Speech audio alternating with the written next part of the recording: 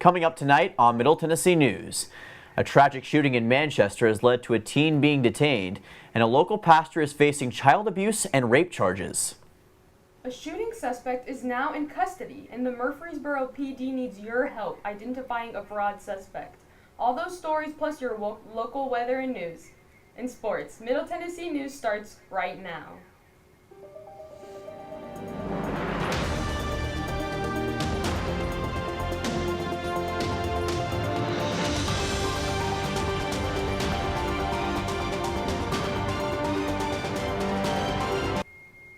Good evening, I'm Dylan Simmons. And I'm Alexandra Aguilar. Welcome to Middle Tennessee News. A traveling pastor and his wife are facing child abuse and rape charges. They both appeared in circuit court on Tuesday. Pastor Benjamin Garlick and his wife Chantal both appeared before Circuit Court Judge Barry Tidwell and were both arraigned. Pastor Garlick was charged with 5 counts of aggravated child rape, 5 counts of sexual battery, and continuous sexual abuse. Chantal is charged with facilitating child rape and aggravated child abuse, among other charges. Pastor Garlick remains in the Rutherford County Jail on a $750,000 bond. Chantal Garlick was released on a $75,000 bond. 4 men from Williamson County have been indicted on sexual exploitation charges as reported from the Williamson County Sheriff's Office. Williamson County's deputies have been working with the Internet Crimes Against Children Task Force over the past month to take the 4 men into custody. Joshua Scheinbaum, Connor Logan, Warren Bryant, and Julian Alderman have all been indicted with sexual exploitation of minors of multiple images. Alderman was previously registered as a sex offender in 2017 and was arrested recently with a $50,000 bond. 2 days later, he bonded out. Detective Paul Lusk says the community is very nervous with registered offenders living in the area. A second teen was detained after shooting another teen outside Manchester Elementary School. A 14-year-old teen opened fire near Westwood Elementary School on Friday night, injuring a 13-year-old teen. The 13-year-old is currently in critical condition and had to be flown to the hospital Friday night. Charles Cooley, who is nearby, says that he's thankful that this didn't happen during school hours. Locals are waiting to see if more security will be added around the playground, such as a fence protecting the children. As of right now, the 14-year-old has not been charged. Murfreesboro police closed down Church Street after vehicle crash Tuesday morning. Murfreesboro Police Department stated a man was driving his vehicle north of South Church Street where he crashed. He hit a pole after losing control and veering into the southbound lanes around 3 a.m. The man was transported to Vanderbilt Medical Center in critical condition. The crash is still under investigation. South and northbound lanes were closed and reopened around 5:30 a.m. and 9:30 a.m. Metro Police apprehended a man wanted for shooting 2 children on September 11th. 22-year-old Sylvester Buford was caught and arrested by Metro Police on Tuesday, September 19th, after fleeing the crime scene on September 11th. Buford allegedly recklessly fired at the children and upon his arrest claimed he was aiming at someone else. The 2 children, ages 16 and 6, were taken to Vanderbilt Children's Hospital and treated for their injuries. Buford remains in police custody on a $100,000 bond. 18 and 19-year-old Nashville parents face multiple criminal charges after leaving their 1-year-old home alone on a group home on Rosa L. Parks Boulevard. The Germantown residents were temporarily renting a room in the house where housekeeping found the child left alone with 15 pounds of marijuana, a loaded Glock, and $17,000 in cash. The couple remains in police custody in Metro Jail, with DeSanto Hoskin on a $62,000 bond, facing multiple drug and neglect charges, while Janelle Snell remains in Metro on a $12,000 bond, facing several charges of child neglect. The 1-year-old was evaluated by a Vanderbilt medical team and will remain with Child Protective Services indefinitely. Rutherford County detectives are asking for your help in identifying a suspect. Detectives are asking for help to find a suspect who committed fraud transactions at 99-cent discount beer and tobacco store on 3325 Memorial Boulevard. The person made multiple purchases using a stolen credit card or a created credit card totaling over $4,000. If you know any information on the suspect of interest or recognize the suspect in the photographs, please contact Detective Ray Daniel. The fire marshals from both the Murfreesboro Fire Rescue Department and Rutherford County Fire and Rescue Department have jointly imposed a mandatory ban on open burning within the city limits of Murfreesboro and Rutherford County. This decision is in response to an extended period of drought with no significant rainfall. The ban is in effect and will remain so until weather conditions improve. Murfreesboro Fire Department's Fire Marshal Brian Lowe believes the absence of rain creates rapid spread of fires and the possibility of inflicting harm. RCFR Assistant Chief Joshua Sanders also believes burning in these dry conditions can result in sustainable harm to property or personal injuries. And now Kira Fullington joins us with our first look at the weather. The Mid-State did see some scattered thunderstorms throughout the afternoon, but skies should clear up throughout this evening. Murfreesboro and Mount Juliet are in the mid-80s this Wednesday, sitting at around 85 degrees. Shelbyville, Woodbury, and Manchester's high are slightly cooler today, sitting at about 83 degrees. McMinnville's high today is 82 degrees, and Smithville high was also 82 degrees after the brief rain shower this evening. Dylan, back to you. Thank you very much, Kira. And still ahead on Middle Tennessee News, the MTSU College of Media and Entertainment is hosting a documentary screening, and Dr. Larry Burrish joins us with this week's media commentary. That's coming up next on Middle Tennessee News. When I was in foster care, I never knew when I would have to move, so I always had my suitcase ready to go. Then one day I was adopted. My new parents opened their hearts and home to me. You guys are so good. My parents cook my favorite breakfast for me every morning. We've got my a head parents take me on start, trips though. I never thought I would go. We've been doing it a while. Yeah. They gave me a We've home both been doing it, and I an think, even since... better reason to use that suitcase. My parents aren't perfect, but they're perfect for me. Jordan knows he shouldn't eat this entire bowl of nachos, but tonight he's earned that right because a few hours ago in the middle of happy hour, he recognized a sign. Not from the gods or a bolt of lightning, but from a double heart, a kissy face, and a fourth ha in ha ha ha. That's when Jordan knew he was buzzed. So when it was time to go, he got a ride home instead of driving. Be a legend like Jordan. Recognize your buzzed warning signs and get a ride home. Buzz driving is drunk driving.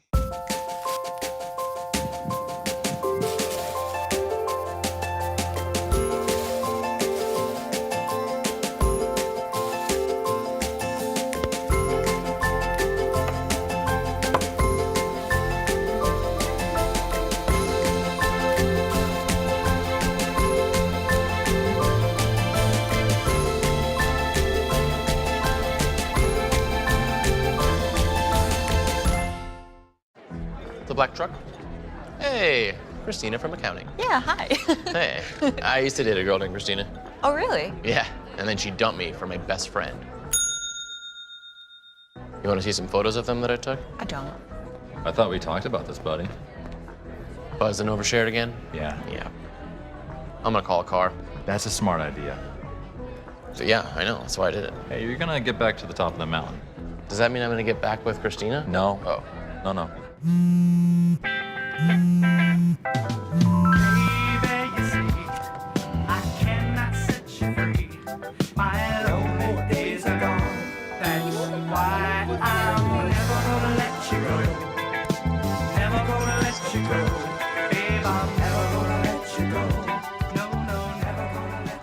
Here you go. Thank you. Thank you.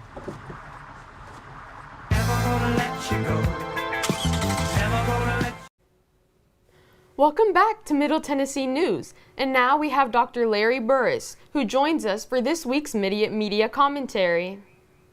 Sometimes I think we in media haven't done a very good job explaining to the public what we do and who does what. And unfortunately, that has led to some serious misunderstandings on the part of the public. Over the years, media outlets have come under criticism for blurring the line between reporters and commentators. Part of the problem is that the public doesn't understand the difference. But perhaps more importantly, we in the media have blurred those critical distinctions, sometimes deliberately. So let's set some definitions.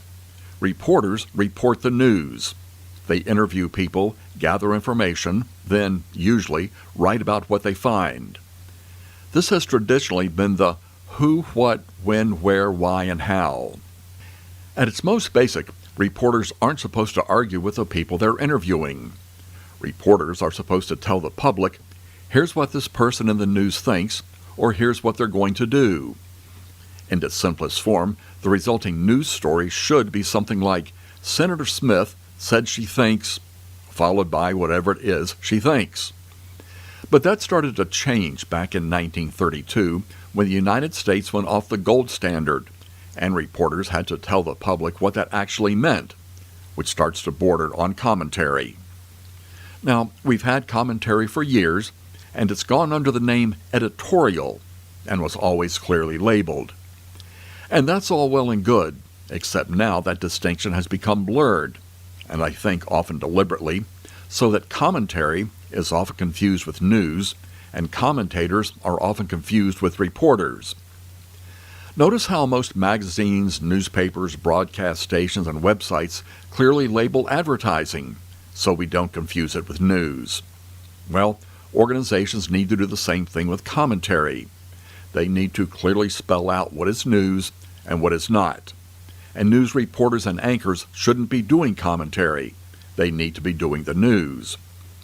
As for reporters arguing with news sources or trying to convince a source they're wrong, I have never, and I mean never, heard a source say to an argumentative reporter, "You know, you might be right. I guess I was wrong about that." So a reporter trying to argue with a source is not only pointless, it's unprofessional as well. Poll after poll has shown the public thinks reporters are biased, and I think that's because the public understand the difference, because we haven't done a good job explaining the differences. For a field that's supposed to help enlighten the public, we certainly could do a better job explaining how and why we do what we do. I'm Larry Burris. Thank you, Dr. Burris. Make sure to tune in next week for his next media commentary. It's a big day at B&A as the grand opening of its international terminal leaves Nashville International Airport soaring to new heights. The multi-billion-dollar terminal is projected to bring in over 35 million tourists each year. The new section of the airport is also loaded with multiple shops and restaurants like Voodoo Donuts, Acme Feed and Seed, and more. The airport funded its own construction with profits from parking, airlines, and vendors throughout the complex without using taxpayer dollars. Are you looking for a fun way to end your Wednesday this week? Walker Library is partnering with MT Engage in hosting their annual Makerspace event. It will be held today from 5 p.m. to 7 p.m. on the second floor of Walker Library. Demos will be set up along the second floor, as well as staff on hand to answer any questions regarding the Makerspace. The best part? Free food will also be provided. Make sure to check out the event after classes today and not to miss out on this cool opportunity. The Hendersonville police restored an elderly individual's entire savings after the 82-year-old was deceived into losing thousands of dollars. The incident occurred on September 22nd when Hendersonville detectives reported that an individual posing as a federal agent phoned an elderly person and frightened him into believing that he had to urgently send money to a federal courthouse in Texas. The individual on the phone remained connected with the 82-year-old man while the senior citizen went to the bank and took out $60,000. The senior obtained the courier's license number, and the police department found Piyush Kumar Patel's Toyota 4Runner. The police found Patel's house, and only $59,100 of the $60,000 was recovered. The department issues a stern caution to all seniors who may be vulnerable to con artists. MTSU's College of Media and Entertainment will be hosting a documentary screening on the life of comedian Gary Mule Deer. MTSU's College of Media is hosting a public documentary, Show Business is My Life, but I Can't Prove It, on the life of comedian Gary Mule Deer on October 4th at 4:30 p.m., followed by a question and answer with his wife, Nita Mule Deer. Mule Deer has a combination of comedy and class country music that has made him stand out from others as a one-of-a-kind entertainer, which is from all ages and demographics. The panel will be hosted by Beverly Keel, who is the Dean of College of Media and Entertainment. The documentary previously premiered at a Nashville Film Festival last year in 2022. And now Kira Fullington is back with tonight's forecast. Temperatures are cooling off slightly as we head into the evening here in the mid-state. All of our covered cities are ranging around the mid to low 70s and high of 60s with partial cloud coverage tonight. Murfreesboro and Mount Juliet will see a warmer evening with temperatures sitting in the high 60s and at around 66 degrees. Shelbyville and Woodbury will see a low tonight in the mid-60s at around 63 degrees. Manchester, McMinnville, and Shelbyville will see the lowest temperatures for tonight at a low of 62 degrees. Stick around after the break and I'll have your full 5-day forecast. Dylan, back to you. Thank you very much, Kira. When we get back from break, we'll see Kira with our full 5-day forecast, and I will be in the MTN Sports Den with a preview of an electric weekend in Blue Raider sports. We will be right back on Middle Tennessee News.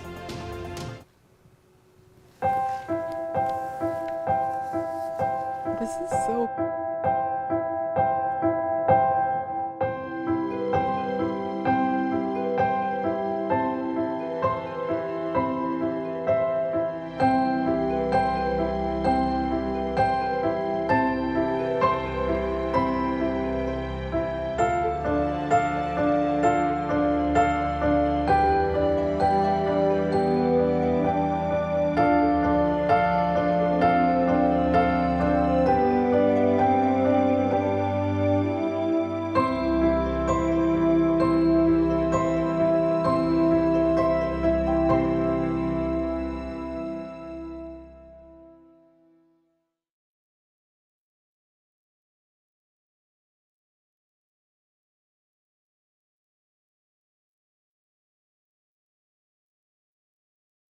Son, love is like the ocean. You have to tread the waters. Dad, that's not the kind of help I needed. Jessica, will you go to prom with me? Yes. Thousands of teens in foster care can't wait to share their first with you. If I could go back and change it all, I would. I think I'm gonna miss you the most. I'm sorry. I'm so sorry. I'm so sorry. Maybe it's just the little moments. If I could go back and change it all. If I could go back, I would. But I can't.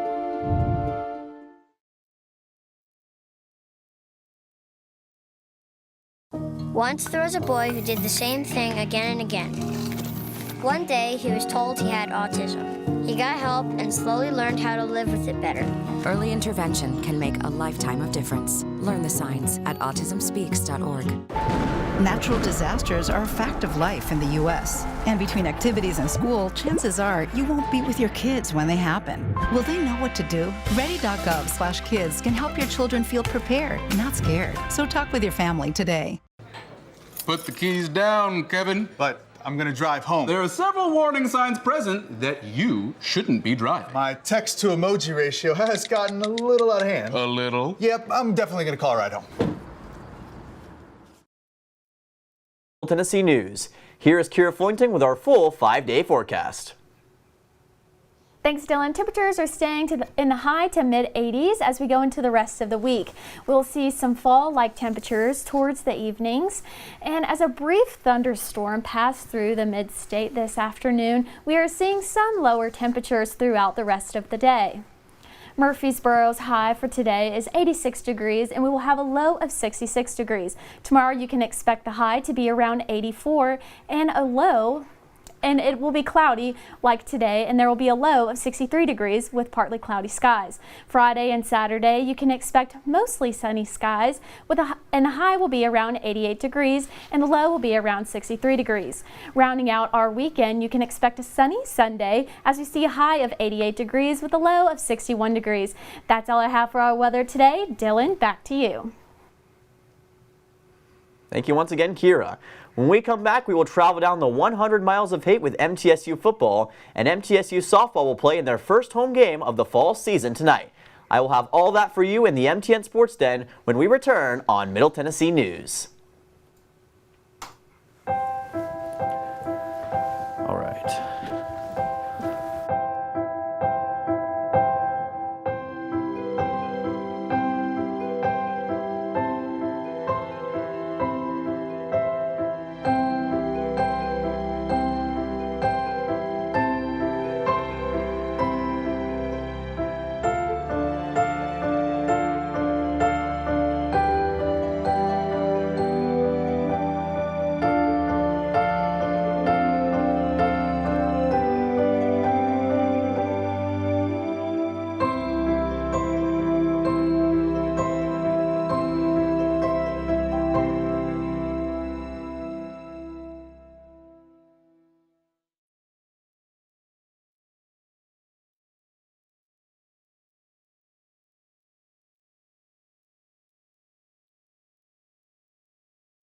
Son, love is like the ocean. You have to tread the waters. Dad, that's not the kind of help I needed.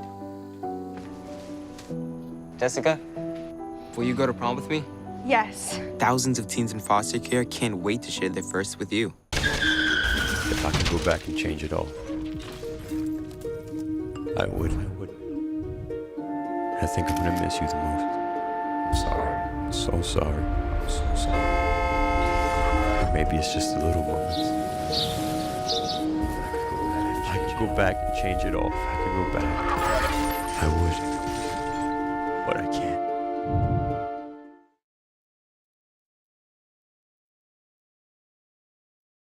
Once there was a boy who did the same thing again and again. One day, he was told he had autism. He got help and slowly learned how to live with it better. Early intervention can make a lifetime of difference. Learn the signs at autismspeaks.org. Natural disasters are a fact of life in the U.S. And between activities and school, chances are you won't be with your kids when they happen. Will they know what to do? Ready.gov/kids can help your children feel prepared, not scared. So talk with your family today.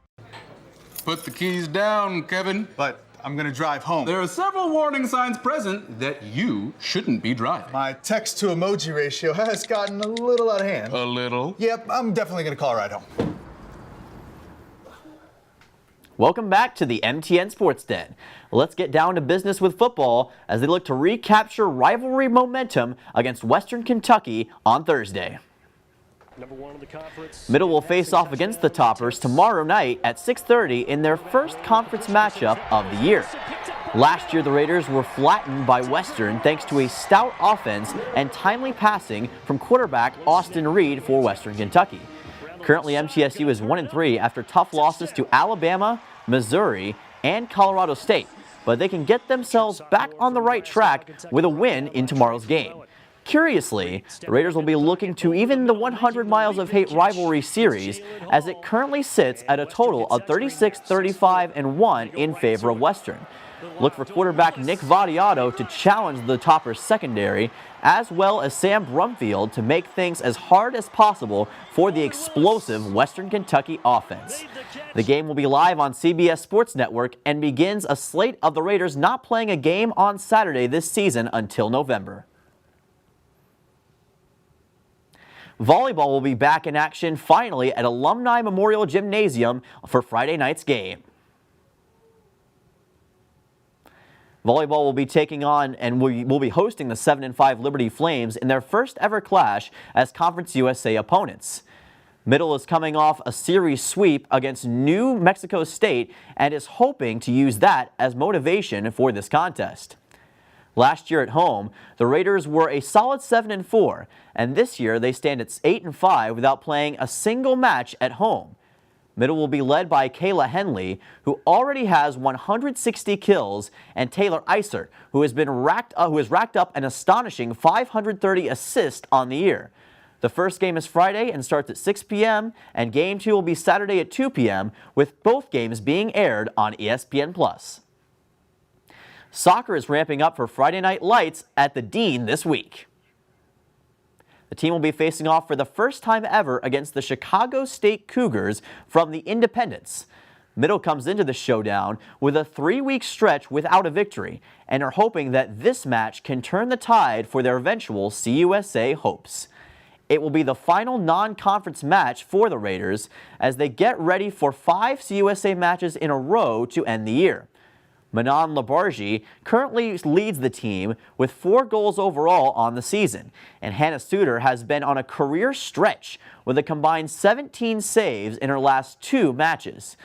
The fixture for the Raiders starts up Friday night at 6 p.m. on ESPN+. To wrap up things today in sports, softball is getting ready for a September showdown at home. MTSU will be taking on Vol State in a fall scrimmage tonight at 5 p.m.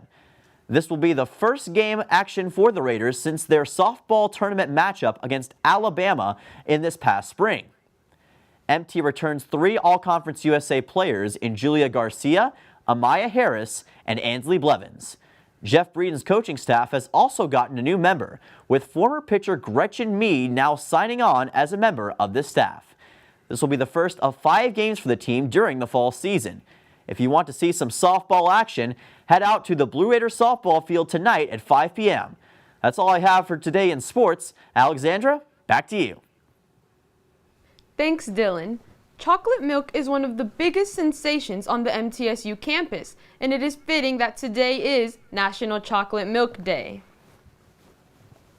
In the 1680s, Sirhan Salone invented it while in Jamaica as a personal physician for an Englishman. These days, chocolate milk can be enjoyed in a variety of ways, such as using custom powders and syrups. Of course, you can find it across MTSU at the many stores and shops located around campus. Thank you for joining us, Middle Tennessee News. If you missed this or any show, you can watch them on our website, middletennesseenews.net. I'm Alexandra Aguilar, joined by Dylan Simmons and Kira Fullington. Make sure to follow us on all of our social media sites at Facebook/Middle Tennessee News or at Middle TN News on Twitter, Instagram, and TikTok. We'll see you Monday, October 2nd for our next show.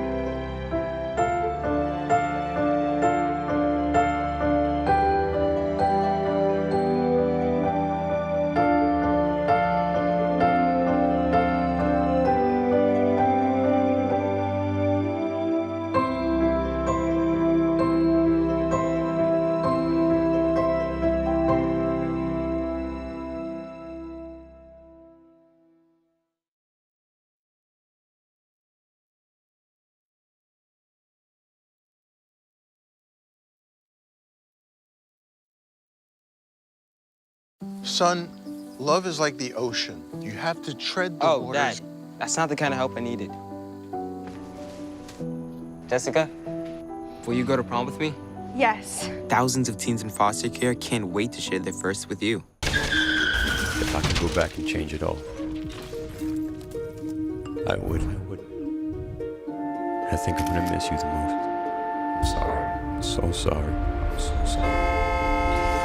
Maybe it's just the little moments. I could go back and change it all. If I could go back, I would. But I can't.